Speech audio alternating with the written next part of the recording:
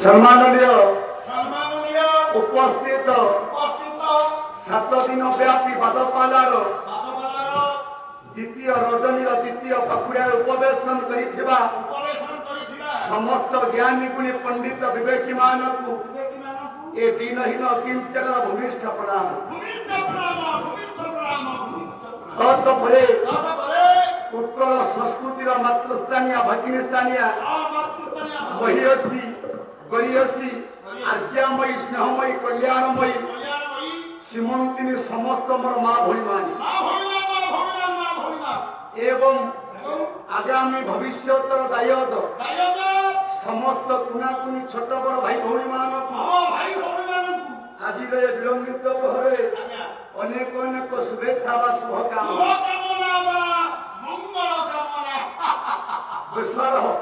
संस्कृति संपन्न कली पारकणा ग्राम बाबू मान को अनुकूल आयोजित 7 दिन धरी बादपाला ଦେଖିଲେ ଆମ୍ଭମାନଙ୍କ ପାଇଁ ଏକ ଶୁଭ ମୁହୂର୍ତ୍ତ ଶୁଭ ସମୟ ଏଭଳି ଶୁଭ ସମୟ ଆଗାମୀ ଭବିଷ୍ୟତରେ ଆସିବ ନା ନାହିଁ ସେ କଥା ଆମେ କେହି କହିପାରିବା। ତାହେଲେ ହେ ମୋର ବରଣ୍ୟ ସନ୍ଥ ସମାଜ, ହେ ମୋର ବରିଷ୍ଠ ଜ୍ଞାନୀନ୍ଦ୍ର କୁଣ୍ଡବ, ସର୍ବାଦୌ ସର୍ବପ୍ରଥମେ ଓଡ଼ିଆର ବଡ଼ ଠାକୁର ବିଶ୍ୱକର୍ତ୍ତା ବିଶ୍ୱଦାତା ପରମ ପ୍ରେମମୟ ବିଶ୍ୱର ଜଗତରନାଥ ଜଗନ୍ନାଥଙ୍କର ଭୈର ପଦାର ବିନ୍ଦୁରେ ମଥାନ ଭକ୍ତି ପ୍ରଣାମ କରି ସାରିବା ପରେ ନରରୂପୀ ନାରାୟଣ ମାନଙ୍କର ମୁଖମଣ୍ଡଳ ଦର୍ଶନ କରି ସାରିବା ପରେ ଆମେ ହେବା ଆମ ଲକ୍ଷ୍ୟ ପଥର ବାଟ। ତାହେଲେ ଆଜି ଇଏ ମଞ୍ଚ ନିକଟରେ ଆମର ସତ୍ୟବାଦୀ ବଡ଼ଙ୍କର ଯୋଉ କଳା ସଂସ୍କୃତି ସଂଘ BKSS ବ୍ଲକ କଳା ସଂସ୍କୃତି ସଂଘର ମାନ୍ୟବର ଭାଇସ୍ ପ୍ରେସିଡେଣ୍ଟ ରମଚନ୍ଦ୍ର ପଲେଇ ଏବଂ ସତ୍ୟବାଦୀ ପାଲା ଗାୟକ ମଣ୍ଡଳର ଯିଏ ଦୀର୍ଘ ଦିନ ଧରି ସମ୍ପାଦକ ଭାବେ କାର୍ଯ୍ୟ କରି ଆସିଛନ୍ତି। ଯାହା ହଉ ସିଏ ଆମକୁ ଦେଖା ନଦେଲେ ମଧ୍ୟ ସିଏ ଯୋଉଠି ଥିଲେ ଆମ ହୃଦୟରେ ଅଛନ୍ତି। ବଡ ଭାଇ ଗୁରୁ ସମାନ, ଗୁରୁ ଯୋଉଠି ରହିଲେ ମଧ୍ୟ ତାର ଛୁଆ ପରେ କୃପା ଦୃଷ୍ଟି ଥାଏ। ତାହେଲେ ହେ ମୋର ବରଣ୍ୟ ସନ୍ଥ ସମାଜ, ବେଶୀ ସମୟ ନେବିନି, ଆପଣ ମାନଙ୍କୁ ଅନୁରୋଧ ଯେତିକି ବସିଛନ୍ତି ଶେଷ ପର୍ଯ୍ୟନ୍ତ ବସିବେ। ହେଲେ ମାନନୀୟ ମୋର ବିମାନ ମଣ୍ଡଳୀ ବସିପାରିବେ ସବୁ।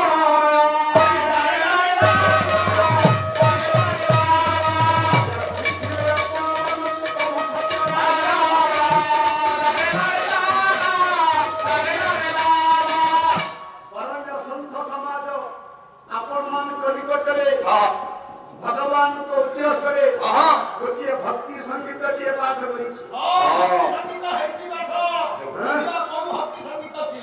ଇଏ ବିଶ୍ୱର ଯିଏ ଦାତା, ବିଶ୍ୱର ଯିଏ ସ୍ରଷ୍ଟା, ଯାହାକୁ ଆମେ ସର୍ବଭାରତବାସୀ ଯୋଉ ଜଗନ୍ନାଥଙ୍କୁ ଆମେ ଗର୍ବ କରୁ, ଆମେ ହେଲୁ ସେଇ ଭାରତର ବାସିନ୍ଦା, ସେଇ ଓଡ଼ିଶାର ବାସିନ୍ଦା,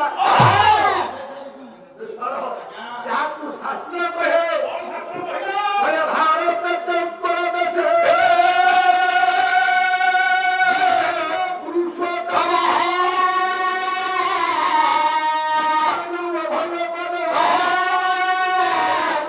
ଜଗନ୍ନାଥ।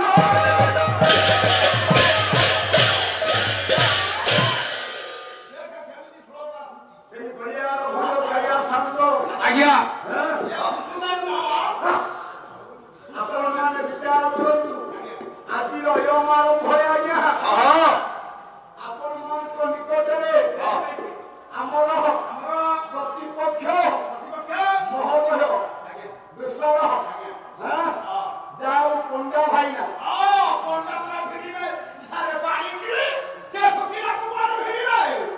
ଖରା ଦିନ କଥା ପଣ୍ଡା ଭାଇନା ଯାହା ହଉ ଭଲ କଥା। ତମ ସାଙ୍ଗରେ ପାଲା ଗାଇବା ଯୋଉ ମୁଁ ଆଶା ରଖିଥିଲି, କିଛି ଶିଖିବା କଥା, କିଛି ଜାଣିବା କଥା, ଆପଣ ମାନେ ଏଥିରୁ ଅନୁଭବ କରିପାରୁଥିବେ। ଇଏ ପୂର୍ବ ସମୟରେ 3 ଘଣ୍ଟା ଧରି ପାଲା ଗାଇ ଯେତିକି ସଂଖ୍ୟାରେ ବସିଛନ୍ତି ଆଜ୍ଞା, ଆପଣ ମାନେ କଣ ବୁଝିଥିବେ କି ନାହିଁ ମୁଁ ସେ କଥା କହିପାରୁ, କିନ୍ତୁ ମୋ କାନକୁ କାହିଁକି ସଧେୟ ବିଷୟରେ ଆମର ପଣ୍ଡା ଭାଇନାଙ୍କର କଥା ମୁଁ ବୁଝିପାରୁ।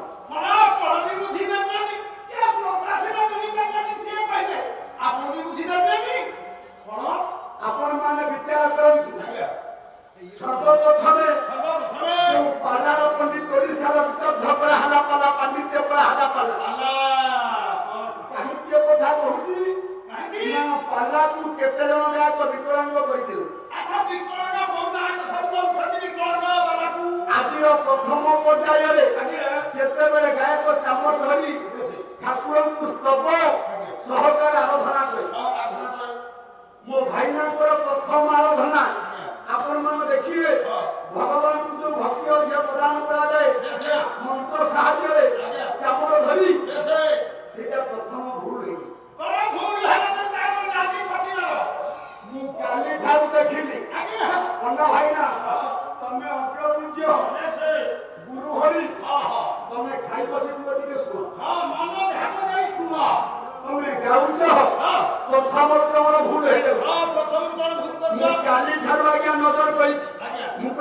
যদি আଜି এ কথাটা ଆଉ ଥରେ ଭୁଲ ହୁଏ ତାହେଲେ କହିବି କାଲି ବୋଧେ ବ୍ୟସ୍ତବହୁଳ ଭାବରେ ଦ୍ୱିତୀୟ ଠାକ ନେଇ ଆସିଲେ କାଳେ ପଦ ବିଚ୍ୟୁତ ହୋଇଯାଇଥିବ କିନ୍ତୁ କାଲି ଯୋଉ କଥା ଆଜି ତମର ସେଇ କଥା ଭୁଲ ନାହିଁ।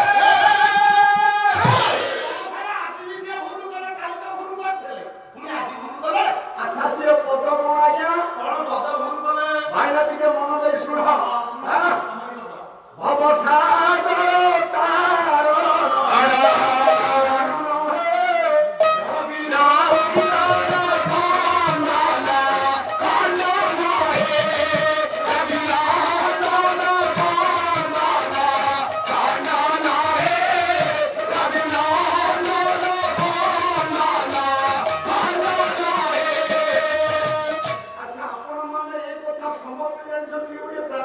ଆଜ୍ଞା ଗୁରୁଙ୍କର ପଦରେ ଭକ୍ତି ଅର୍ଘ୍ୟ ଯେତେବେଳେ ଶିଷ୍ୟମାନେ ପ୍ରଦାନ କରନ୍ତି ଆଜ୍ଞା ଅପସାଗର ତାରଣ କାରଣ ହେ ରବି ନନ୍ଦନ ବନ୍ଧନ ଖଣ୍ଡନ ହେ।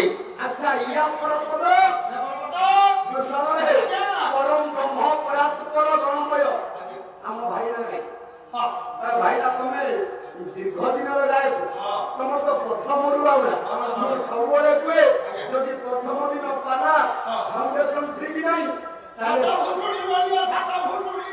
ତମର ଆସୁ ଆସୁ ଭୁଲ ହେଲାଣି ଯେ ଭବସାଗର ତାରଣ କାରଣ ହେ ରବି ନନ୍ଦନ ବନ୍ଧନ ଖଣ୍ଡନ ହେ ତାପରେ କଣ ପର ବ୍ରହ୍ମ ପରାତ୍ପର ବେଦ ଭଳେ ଆଉ ଥରେ କହିଲେ ଠିକ ଗାଇବ ଠାକୁରଙ୍କ ତପ ଜୀବନରେ କେତେବେଳେ ଭୁଲ କରିବନି ତମେ ପୁଣି ନମସ୍ୟ ବ୍ରାହ୍ମଣ ଉଚ୍ଚ କୁଳରେ ଜନ୍ମ ତମର ପ୍ରଥମରୁ ମନ୍ତ୍ର ପଦ ଭୁଲ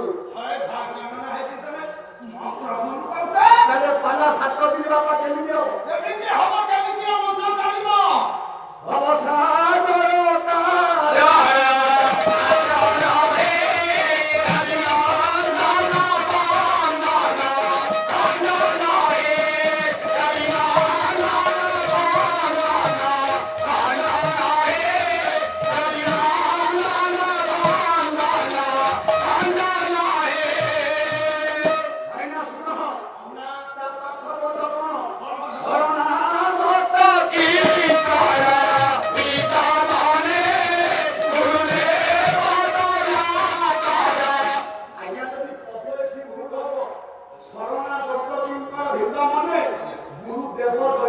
ଦିନ ଜଣେ ଗୁରୁଙ୍କ ବିଷୟରେ ତମେ ଡାକିବ ଭକ୍ତି ଅର୍ଘ୍ୟ ଦେଇ ଯଦି ପଦ ଭୁଲ ହବ ତାହେଲେ ଗୁରୁ କେମିତି କୃପା କରିବେ ଗୁରୁଙ୍କର ଆଜ୍ଞା କୃପା ହବ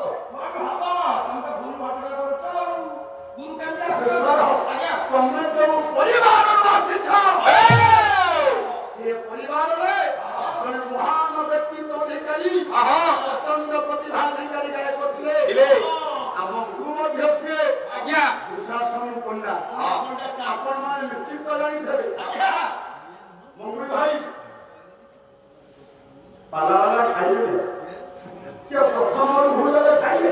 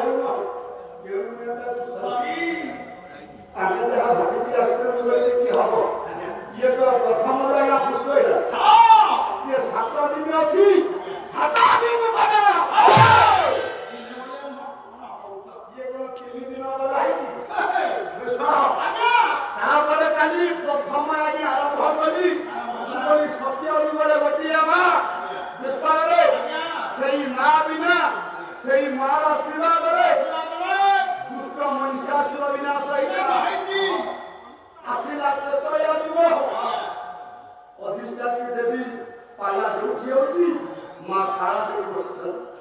ପ୍ରଥମ ଦିନ ମାଙ୍କୁ ସେବିଲେ ବାପାଙ୍କୁ ପାଇ ସେଇ ମାଙ୍କ ଅଭ୍ୟାସରେ ତ୍ରେତୟା ଯୁଗରେ ଜଣେ ମାର ଆଶୀର୍ବାଦରେ ଅଯୋଧ୍ୟା ତିଳକ ରାମ ଠାକୁର ରାବଣକୁ ବିନାଶ କଲେ। ମୁଁ କହିଲି ଏ ଦି ଯୁଗ ମାର ଆଶୀର୍ବାଦରେ ଦୁଷ୍ଟମାନେ ବିନାଶ କଲେ। ଏବେ ଆଉ ଦୁଇଟି ଯୁଗ ରହିଲା। ଏବେ ଯିବ ତମ ଜାଗିବା ଶ୍ରାବଣ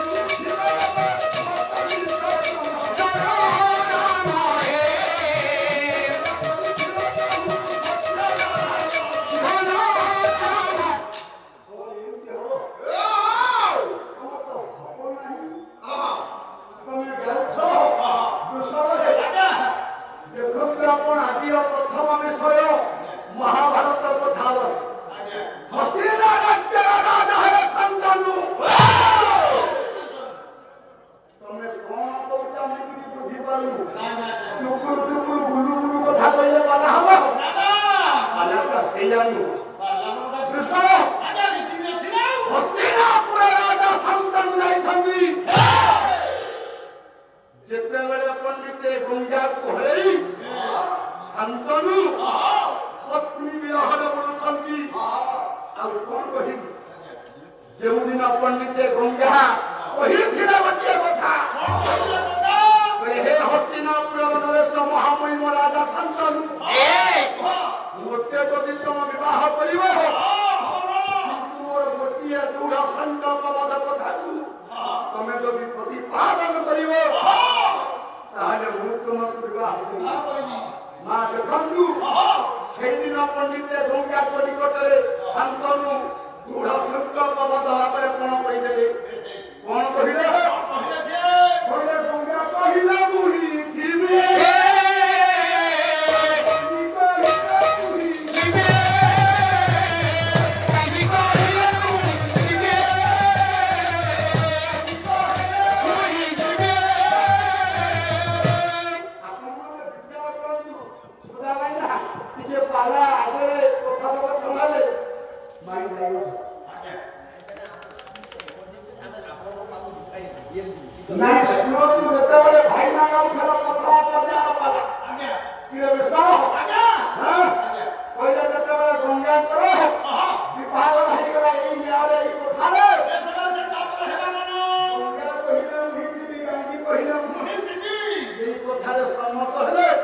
ସଂସାରିକ ଆବଦ୍ଧ ଭିତରେ ଦୁଇ ଜଣ ବିବାହ ହେଲେ।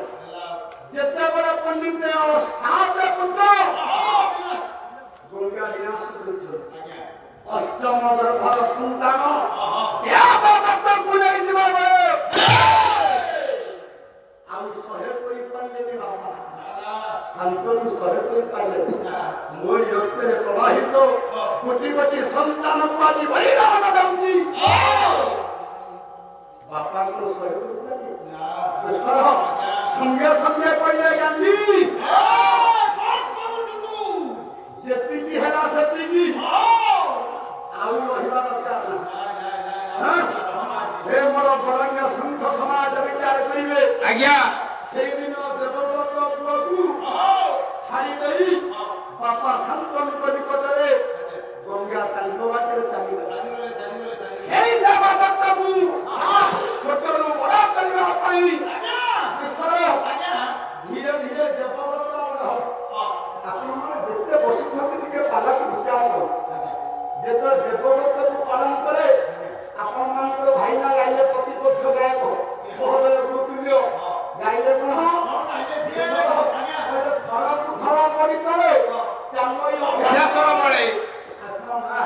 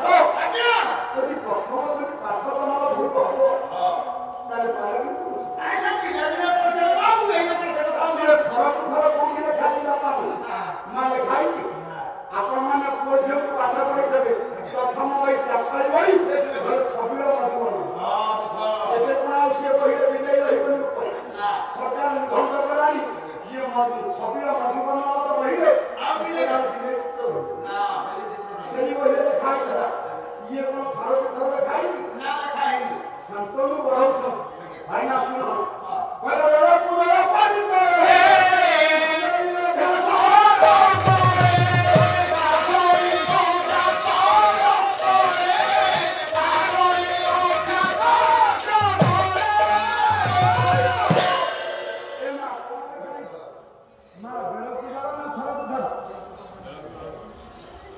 ହଉ ଖାଇବା ଚାହିଁବୁ ନା ଆଜି ପିଣି ମୋ ପାଖରେ ପାଠ ପ୍ରଥମ ଶ୍ରେଣୀ ପାଠ ହଁ ଖାଇବା ଦିଦି ବଲେ ଅଭ୍ୟାସ ବଳେ ଶିଶୁ ଦେଖା କଇ ମନେ ତ ହଇ କଥା ତାରି ଉପରୁ ବରଣ ସନ୍ତ ସମାଜ ବିଚାର କରିବେ ପାଲା ବିଚାର ମାନେ ପାଲା ହଉଛି ବন্ধୁ ସେଟା ଅନ୍ୟ କହିଥିଲେ ମୁଁ ଦେଖିଲି ଆଜି ସକାଳେ ଆଉ କାଲିଠାରୁ ଅଧିକ ହେଲା କିନ୍ତୁ କଣ କରିବି କେହି ରହିବେନି ଆଉ ସମସ୍ତେ ଭାସିଗଲେ ବିଷୟରେ କେହି ରହିବେନି ଚାଲିଗଲେ ବିଷୟ ତମେ ଯାହା କହୁଛ କଣ କହୁଛ ତାହା ଶ୍ରୋତାମାନଙ୍କ ପାଖରେ ପହଞ୍ଚୁଛି କି ନାହିଁ ନିଜେ ଅନୁଭବ ରସ ରସ ମିଠା ତୁ କଣ ରସ କାହା କରିବେ ରସ କାହା କରୁ ଆମ୍ବ ରସ କଦଳୀ ରସ हे मोर वरिष्ठ ज्ञानेन्द्र पूर्व विचार करिवे रस भाईना पंकज नाही काई सुरा आमे तुम अग्रपूज्य गुरुतुल्य तमे गाइल गले किए शांत नदी कूले बसी छल हां दुष्कर अपार सुंदरी सत्यवती नदी कूले भ्रमण करछि जे पत्नी विरहरे पंडित राज सुख को परित्याग करी बसिछन्ति नदी कूଳରେ ମନେ ପଡ଼ିଯାଉଛି ବାରମ୍ବାର ସେଇ ଗଙ୍ଗା କଥା ସମସ୍ତେ ଗାଉଛ ତମର ଗାଇବା ଠିକ ହଉନି କାହିଁ ସେ ପଦ ଗୁଡ଼ା ଗାଉଛ କହୁଛ ମୁଁ ଖାଲି ଛାନ୍ଦ ଲାଗୁଛି ଛାନ୍ଦ କେମିତି ତମେ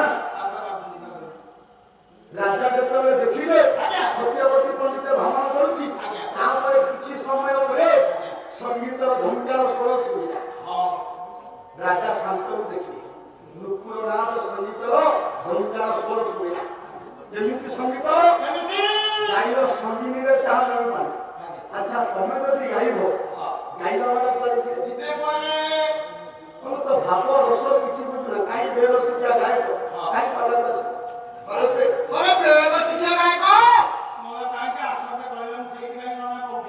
ଭାଇନା ଶୁଣ ବୋଲେ ଚିତ୍ତ ଗୀତ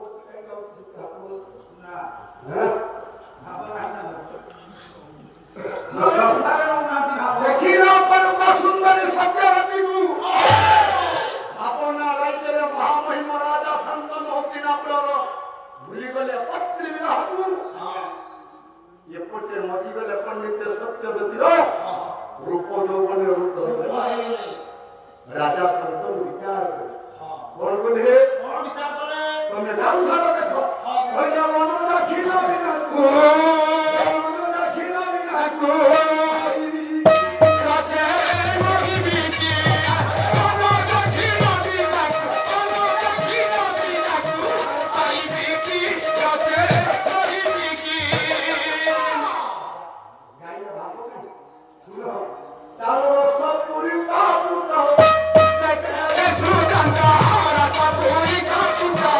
Thank you.